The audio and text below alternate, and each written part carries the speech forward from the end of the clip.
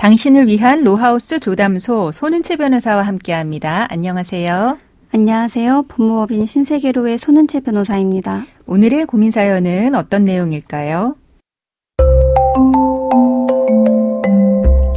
저는 1년 전에 아내와 결혼했습니다. 주택, 청약 등 여러 가지 사정이 있어서 아직 혼인신고는 하지 않았죠. 보통 아내는 오후 4시 30분에 저는 6시에 퇴근하는데요. 몇 달 전 평소와는 다르게 두어 시간 일찍 퇴근하게 됐습니다. 아파트 지하 주차장에 차를 댔는데 때마침 앞에서 전화하면서 걸어가는 아내가 보였습니다. 깜짝 놀라게 해주고 싶었던 저는 숨을 죽이고 몰래 아내 뒤를 따라갔죠. 그때 아내가 통화하는 소리가 들렸는데 제 귀를 의심할 수밖에 없었습니다. 응, 그때 보자. 그날 우리 남편 없어. 그래, 나도 보고 싶어. 라고 하는 겁니다. 아내는 그대로 저를 보지 못한 채 혼자 집으로 들어갔습니다. 물론 친구와 통화한 것일 수도 있습니다.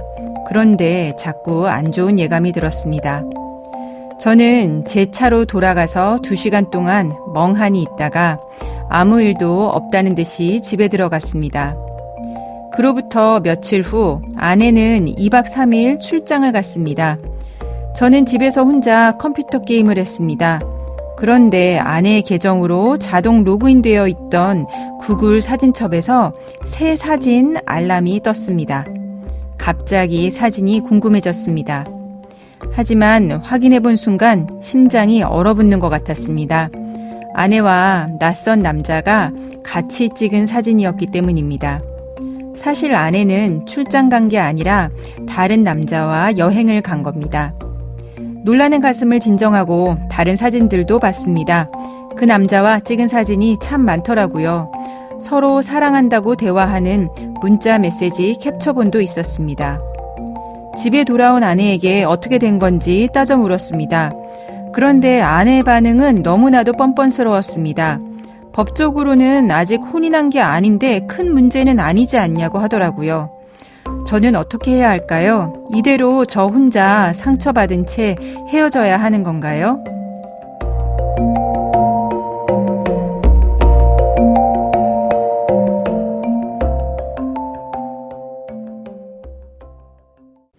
조인섭 변호사의 상담소, 아직 혼인신고를 하지 않은 사실혼 부부의 사연이었습니다. 남편이 아내가 외도한 걸 알게 됐는데 이렇게 구글 사진첩 때문에 배우자 외도 알게 되는 일들 종종 있죠. 네, 흔한 일이죠. 특히 아이가 있는 가정에서는 사진을 주고받는다고 휴대폰 비밀번호도 많이 공유하시더라고요. 네. 그러다가 우연히 메신저 알림창이나 사진첩에서 미처 지우지 못한 사진을 보고 부정행위를 알게 되기도 합니다. 네, 그럼 법적 쟁점들을 좀 살펴볼까요? 먼저 사실혼 관계에서 위자료 청구 가능할까요? 일단 두 분이 결혼식도 하셨고 같이 살면서 부부로 산다는 생각, 즉 혼인 의사도 있었고 객관적으로도 사회관념상 부부다라고 할 만한 공동생활을 하셨으니 사실혼 관계는 인정될 것으로 보입니다. 네. 다만 아직 혼인신고를 안 하셔서 법률혼 관계는 아니죠. 법률상 배우자가 바람을 피면 위자료 청구가 가능한 건 다들 아실 텐데요. 네. 사실혼 관계에서도 바람을 피면 부정행위를 이유로 위자료를 청구할 수 있고 사실혼 관계를 해소하면서 재산분할 청구도 가능합니다. 사연자분은 아내와 상간자 모두를 상대로 위자료를 청구할 수 있습니다. 네, 그렇군요. 그러면은 이제 사연자분은 아내의 외도를 우연히 확인하게 된 상황이긴 합니다.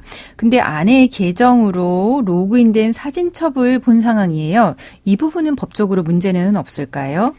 문제가 될 수 있습니다. 네. 네, 작년에 있었던 판결인데요. 피고인이 배우자가 피고인과 다툰 후 가출한 상태에서 배우자와 함께 사용하던 노트북 컴퓨터에 배우자 인터넷 구글 계정이 로그인되어 있는 것을 발견하고 정당한 접근 권한 없이 그 사진첩에 저장된 사진을 탐색하였다는 그런 내용으로 정보통신망법 위반으로 기소된 사안이었습니다. 거의 이번 사안이랑 거의 비슷하네요. 네, 맞습니다. 원심은 피고인에게 접근 권한이 있는지 여부는 우선 정보통신 서비스 제공자인 구글이 부여한 권한을 기준으로 판단하여야 하고 네. 계정 명의자인 배우자의 의사를 기준으로 판단할 것은 아니지만 계정에 접속한 사람이 일단 배우자가 접속을 해 놓았고 피고인은 그 접속되어 있는 상태를 기화로 사진을 탐색하였을 뿐 직접 그 식별 부호를 입력해서 접속하지는 않았으며 그 피고인의 행위가 배우자 의사에 반한다고 하더라도 정보통신망 자체의 안정성이나 신뢰성에 직접적인 영향을 주지 않는다고 봐서 무죄로 판단하였습니다. 네, 그럼 대법원은요? 대법원 판단은 달랐습니다. 구글이 그 배우자에게만 아이디와 비밀번호를 이용하여 접근 권한을 부여한 것이고 네. 피고인이 사진첩에 접속할 때 배우자나 구글로부터 아무런 승낙이나 동의도 받지 않았고 그리고 이는 서비스 제공자인 구글의 의사에 반하여 정당한 권한 없이 정보통신망에 접속한 것이라서 그 안정성이나 신뢰성을 해칠 위험이 있다고 보았습니다. 네. 그래서 정보통신망법 제48조 1항에서 금지하고 있는 침입행위에 해당한다고 보았습니다. 그렇군요. 네. 결국 사진첩을 관리하고 있는 서비스 제공자가 계정 주인 외에 다른 사람에게까지 정보를 제공하겠다는 의사는 없었던 것으로 그래서 법 위반이라고 판단한 것인데요. 네. 그런데 이 판례 사항과 달리 사연자분은 아내가 가출한 상태가 아니라 정상적으로 혼인 생활을 하고 있었다는 점, 네. 그리고 평소 계정 로그인 정보를 모두 공유하고 지냈다는 점, 이런 점을 볼 때 아내분이 허용했다면 서비스 제공자도 접근을 허용했으리라 볼 수 있고 그렇다면 이 경우에는 위법 사실을 좀 다르게 판단될 수 있을 것 같습니다. 네, 그렇군요. 이런 경우에 처벌받는다고 하면 좀 사연자분이 억울하실 것 같긴 하거든요. 그러면 사연자분이 이렇게 다운받은 사진을 상간자 소송에서 위자료 청구해서 사용할 수 있을까요? 형사소송과 달리 민사소송 그리고 이를 준용하는 가사소송에서는 증거의 가치를 법관의 판단에 맡기는 자유심증주의를 취하고 있습니다. 네. 증거 능력 또한 형사소송만큼 엄격하게 따지지 않는 편이고요. 그래서 적법한 절차에 따르지 않고 수집한 증거는 증거로 사용할 수 없다는 위법 수집 증거 배제 법칙이 가사소송 절차에서는 적용되지 않는다고 판단해 왔거든요. 그런데 작년에 대법원에서 통신비밀보호법을 위반한 녹음 파일, 즉 위법하게 수집한 증거의 증거 능력을 가사소송에서도 인정할 수 없다는 판시가 나왔습니다. 네. 만약 남편분이 그러니까 사연자분이 다운받은 사진이 정보통신망법 위반으로 판단된다면 상간자 소송에서도 증거 능력이 배제되어 증거로 쓰지 못할 확률이 큽니다. 네, 그렇긴 하네요. 하지만 이제 통신비밀보호법 같은 경우는 그 통비법 명문 자체에 위법 증거는 사용하지 못한다라고 명시되어 있는 상황임에 반해서 정보통신망법 위반 같은 경우는 그런 부분이 없어서 아직은 뭐 이런 경우에 증거로 사용하지 못한다라고 하는 판결은 나온 상태는 아니어서 증거로 사용은 가능할 걸로 보여지긴 합니다. 어쨌거나 그러면 이런 상황에서 사연자분은 어떻게 부정행위 사실을 입증할 수 있을까요? 주차장에서 아내분과 상간자가 통화를 하고 있었다고 했잖아요. 네. 소송을 제기하면 법원을 통해 문서 제출 명령을 신청할 수 있는데 이 문서 제출 명령을 통해 통신 기록 및 카카오톡 로그 기록을 조회하면 좋을 것 같습니다. 아, 통신 기록 그리고 카카오톡 이제 주고받은 기록을 조회한다는 거죠. 네, 맞습니다. 추가로 아내가 여행 간 숙소를 확인할 수 있다면 해당 숙소에 CCTV를 확보하는 방법도 있고요. 네. 그런데 주의할 점은 기간입니다. CCTV는 관리자마다 보관 기간이 달라서 짧으면 일주일 만에 자동으로 삭제되는 것도 있더라고요. 미리 연락해서 저장 기간을 확인하고 백업을 요청해 두는 게 좋을 것 같습니다. 또는 상간자 소송을 본격적으로 제기하기 전에 증거 보전 신청을 해두는 것도 추천하는 방법입니다. 네, 빨리 움직이셔야 되겠네요. 네. 통화 내역의 경우에는 최대 1년간 보관하기 때문에 통신사에서 조회하는 시점부터 1년까지 내역밖에 나오지 않습니다. 예를 들어 2025년 5월 1일에 조회를 한다면 2024년 4월 30일 통화 내역이 조회할 수 있는 가장 과거의 내역이겠죠. 네.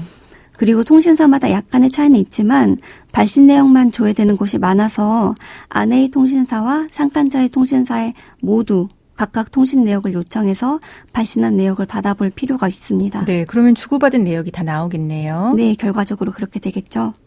카카오톡은 최근 3개월치만 조회가 돼서 기간이 더 짧습니다. 참고로 몇 시에 카톡을 보냈다 이 정도만 나오고 대화 내용은 전혀 알 수가 없습니다. 네, 그렇군요. 그럼 지금까지 상담 내용을 정리해보자면 사실혼에서도 부정행위로 위자료 청구가 가능하고요. 사연자분은 아내와 상간자 모두에게 청구를 할 수가 있습니다. 다만 아내 계정으로 로그인된 사진첩을 본 것은 정보통신망법 위반이 될 수 있는데요. 하지만 이제 어떻게 생각하면 사연자분 같은 경우 정상적인 혼인 생활 중에 계정 정보를 공유했기 때문에 꼭 유죄가 되지는 않을 가능성이 있다라고 알려드렸습니다.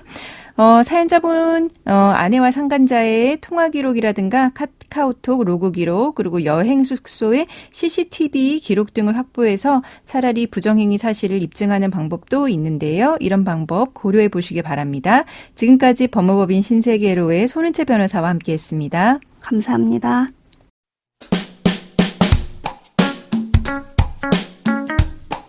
알아두면 쓸데있는 법률 이야기 알쓸법 시간입니다.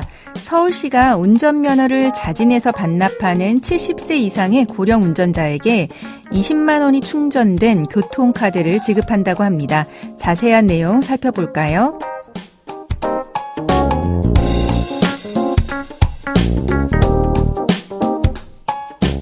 고령 운전자의 면허 소지 비율이 매년 증가하는 추세입니다. 서울시의 경우에는 65세 이상 고령 운전자 수는 95만 명 가까이 되고요. 70세 이상 운전자는 47만 명이 넘습니다. 65세 이상 고령 운전자는 전체 운전자와 비교했을 때 약 1.7배 정도 교통사고 위험이 높다고 하는데요. 면허증 자진 반납 비율은 평균 2.67%에 불과했습니다. 이에 따라 서울시는 운전면허증을 자진 반납하는 70세 이상의 어르신 3만 1,800명에게 선착순으로 20만 원이 충전된 선불형 교통카드를 지급합니다. 서울시에 주민등록을 둬야 하고요. 기존에 운전면허 자진 반납 혜택을 받은 적이 없는 경우에만 카드를 발급받을 수 있습니다. 그 밖에도 서울시는 고령 운전자를 대상으로 한 운전교육 확대는 물론이고 운전능력 평가제 도입과 교통 인프라 확충에 집중하겠다는 방침입니다. 조인석 변호사의 상담소 조담소는 언제나 당신과 함께합니다. 끝곡으로 에피톤 프로젝트의 유채꽃 들려드리면서 저는 이만 인사드립니다. 지금까지 로이어 조인섭이었습니다.